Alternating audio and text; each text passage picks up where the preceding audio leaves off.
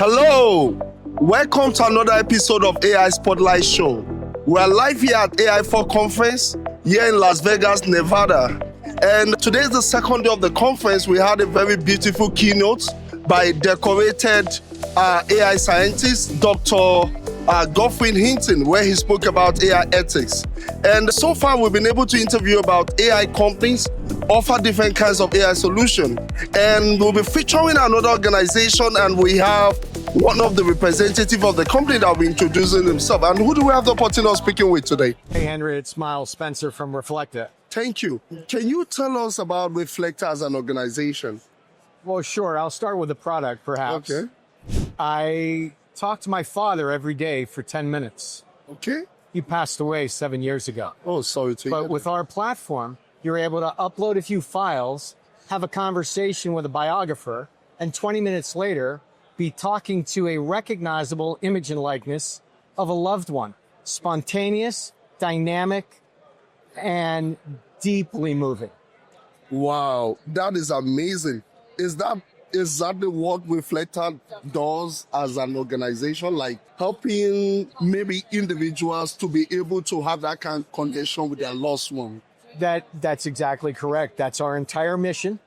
Ultimately, to tell the stories of planet Earth told by the people who have lived here, both living and past.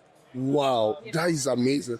Now, let us talk about the responsible AI principle, because when you think about AI chatbots, ever since, will I say, the evolution of AI became so big Right. and more embraced for the past 3 to 4 years, Right. one of the challenges that I've seen in the area of AI chatbot has to do with, the chatbots spitting out things they were not meant to say or giving some kind of advice. Can you tell us how Reflekta has been able to create this chatbot that help individuals to connect with their loved ones? Great question and a valid concern. So we are default private. Okay. All of the knowledge base of our elders is contributed by a keeper or an elder that has the intellectual property rights of that person. Okay. And they represent that they do have those intellectual property rights. So these are not deep fakes. These are not celebrity retells. Okay. These are actually family to family, default private. These are the only two that are public. These two families have made those available so that others could demonstrate and see what they're like. But generally, they're default private. Second, since all of the information comes from the family members, no information is scraped from the web or exterior sources. Okay. So that knowledge base is locked down. It's not predictive. It's not hallucinogenic. It is basically what you give it. So It's like- my father, I've asked him what I had for my 50th birthday 13 years ago. Wow. I know his favorite meal is steak and potatoes. Great. And sometimes he'll answer that. And I'll say, Dad, come on. You know what it was. It was a 7-course meal. He says, son, you're right. Help me with the first. Oysters. All right, let me get the rest of them. And he does. Wow. So just like my dad, sometimes he needs corrected. So that's why what we built in was the ability to add to the knowledge base every time you talk to him, if you are the keeper. Okay. If someone from the outside talks to them, they do not contribute to the knowledge base. There's no exterior information. Wow. Now, there's something you said about, can maybe a family of 3 or 4 have access to this lost one?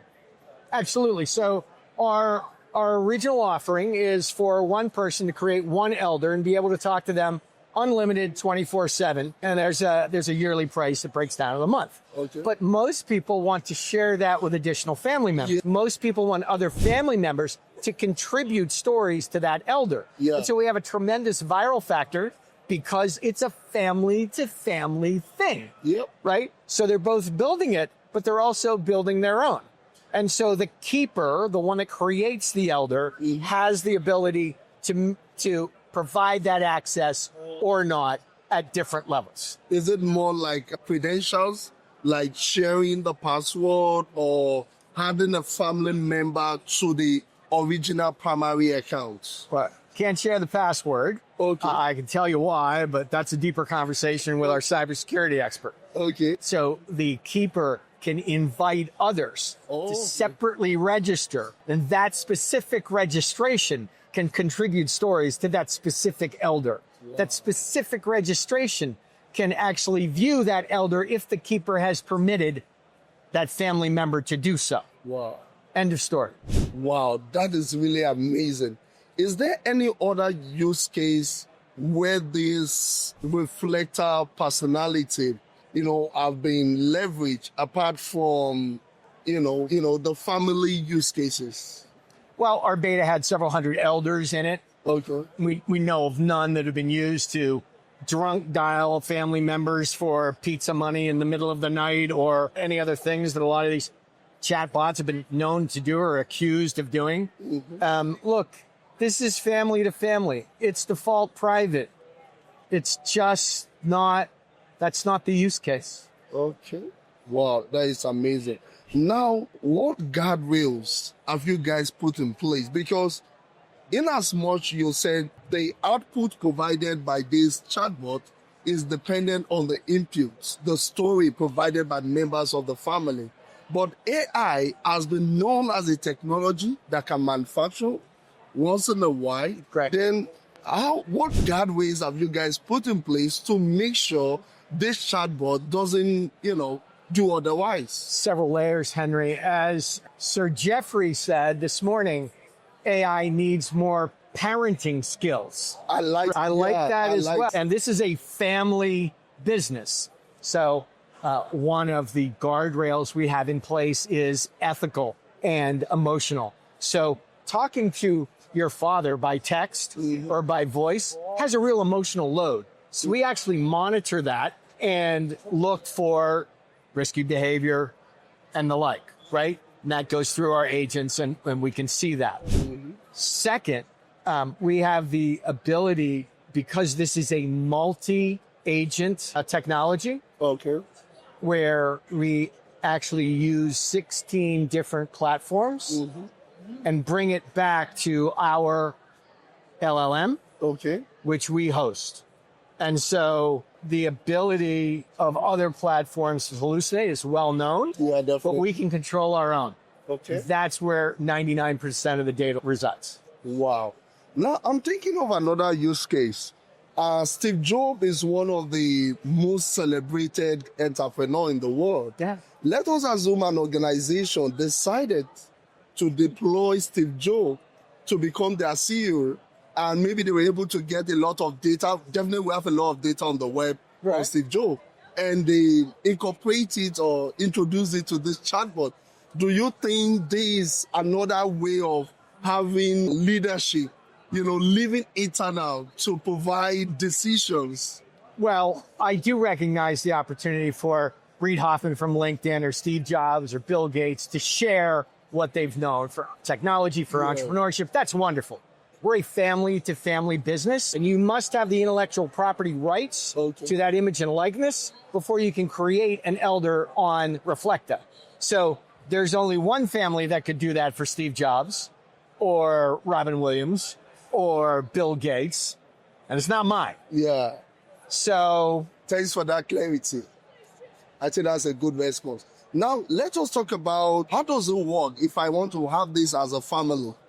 Does it operate on subscription base, or what's the process? yes. So it's a subscription base. It starts as individual, one person to one elder. We can talk 24/7 to that elder, Okay. 365 days a year, and that's one subscription price. If you want to add additional elders to your portfolio, or you want to add additional family members to see that elder, that's a family price. If you wanted to share it with people beyond family, then that's a household price. And then we actually have enterprise prices where organizations are buying hundreds or thousands of profiles at a time and giving them out to their donors, their employees, their veterans, etc. Wow, that is amazing. And my last question is, what is your opinion in terms of human being relying on chatbots to become like an AI therapist? Do you think it's something that is going to become a normal norm? Or, yeah, what is your perspective on that? So Harvard Business School just published a study last week. Okay. The single most prevalent use case for ChatGPT in the last 6 months has been therapy and companionship. That is exactly what we're doing. 41% of people experience positive mental health benefits when they have family review therapy. That's University of Toronto. Yeah. And 70% of people actually regret not recording more information about their loved ones before they pass away. Yeah. So we are dead center of all three of those, and that's Reflekta. Wow. Now, can you share some of this customer success story shared by these family members? Sure. You can see them on the website. You can see them here in the demos. You'll see them here in my presentation coming up in about 20 minutes. Okay. But we literally have hundreds and hundreds of elders within the platform. And what I've learned is that everyone is different emotionally. Wow. And everyone has a different place in their heart for a loved one. Yeah. And at the end of the day, we sell goosebumps and tears of joy. And when I talk about it, the emotional reaction of people is overwhelming. Wow. That is really amazing. And I can say this, Reflekta is actually a distinct product, kind of contributing, bringing the human society together, uniting the people living today with their loved ones or their lost ones. And I think that is really amazing. You're just about there. We call those feelings soul tech. Wow. And it's literally the ability for AI to do something positive for humanity. Yeah. And Reflekta is the first company in that category. Wow. Thank you so much for joining our Absolutely, episode. Henry. Wow, this brings us to the end of the interview. As you heard from him, Reflekta is an AI chatbot that you can use to connect with your lost one, maybe your lost dad or your mom. All you need to do is to upload any memories you have about them. It could be some recorded voice, or it could be images, pictures, or whatever. And I think one striking thing I kind of like about the uniqueness of the product is you can also invite other members to contribute their stories, maybe their personal interaction or their personal feeling they have for this person. Every one of us, we have this individualized relationship with everyone. Then you can invite them to contribute to the development of this lost person. If you are interested, I would suggest that you visit their website. What's the website again? Reflekta.ai. Wow, that is amazing. You guys should go and visit the website. If you have any question, I'm sure there's a contact there, or maybe their sales team or anyone would definitely reach out to you. And do you guys do demo requests? Do you do like a demo? Right over there. Okay, no, I mean like online demo. Are there like demo videos on the YouTube channel? There are demo videos on our website. Well, you hear that from the source. Okay. Thank you so much. We're still here at AI4 conference here in Las Vegas, Nevada. Stay tuned to our next interview. My name's still remains Henry Onowale, the executive producer of AI Spotlight. Talk to you guys soon.